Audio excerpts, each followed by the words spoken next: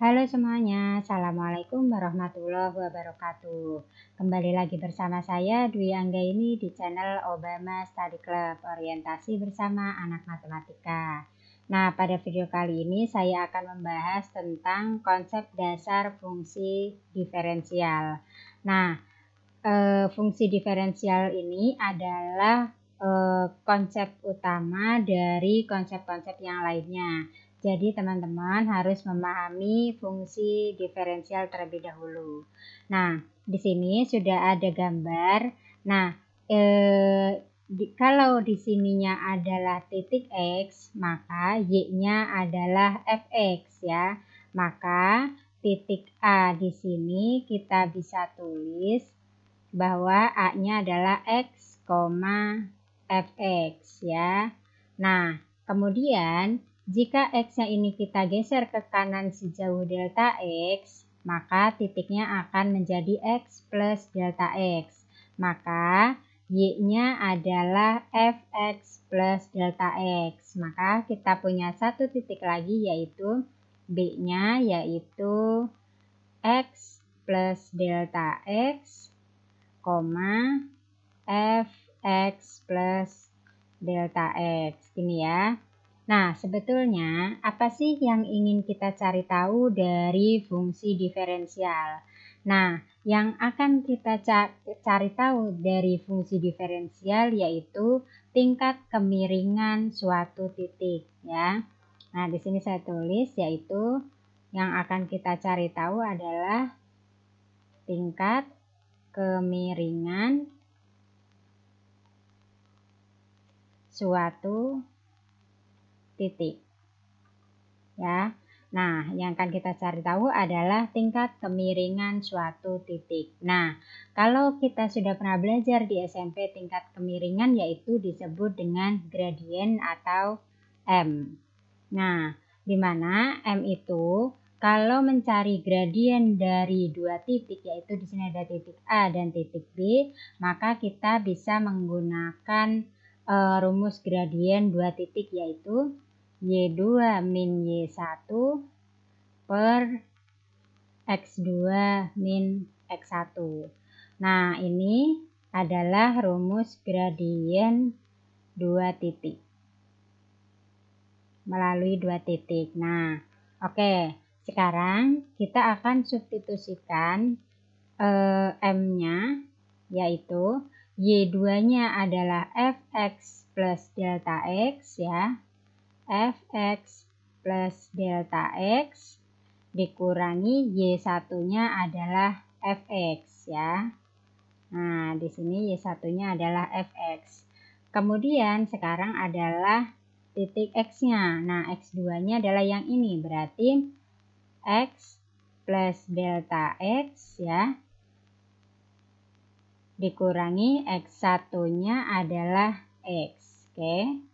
Nah, sekarang yang atas adalah fx plus delta X dikurangi fx ya per.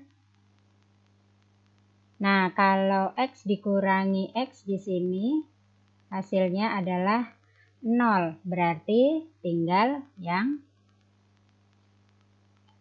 delta X ya. Nah, kemudian bagaimana jika kita ingin mencari tingkat kemiringan di setiap titik yang dilalui oleh garis yang warna ungu ini? Nah, berarti kita bisa mengambil dari satu titik ke titik yang lain. Misalnya dari titik A ke sini titik ini. Kemudian dari titik ini ke titik ini. Kemudian dari titik sini ke titik sini. Nah, ini semuanya bisa kita cari ya. Caranya adalah memperkecil delta X sampai mendekati 0. Jadi delta X-nya ini diperkecil ya sampai mendekati 0 sehingga kita dapat mengaproksimasikan kemiringan dari suatu titik. Jadi di sini kalau ada garis dari A ke B, maka kita bisa cari kemiringannya dengan mengaproksimasikan dari titik ke titik. ya, yaitu dengan menggunakan delta X mendekati 0. Nah, kalau mendekati berarti kita bisa menggunakan konsep dari limit, yaitu limit delta X mendekati 0 dari gradiennya, yaitu Fx plus delta X dikurangi Fx ya per delta X. Nah, ini bisa juga ditulis dengan limit delta X mendekati 0. Nah, untuk Fx plus delta X dikurangi Fx berarti kan itu sini ya, Fx plus delta X di sini, kemudian Fx-nya di sini. Berarti kalau kita tarik ke sini, nah maka di sininya adalah delta Y, sedangkan di sininya adalah delta X. Berarti bisa kita gunakan delta Y per delta X ya, atau juga disebut dengan df per dx ya. Df itu adalah diferensial dari f, kemudian ini adalah x-nya. Nah, ini adalah konsep dasar fungsi diferensial. Oke, contoh. Tentukan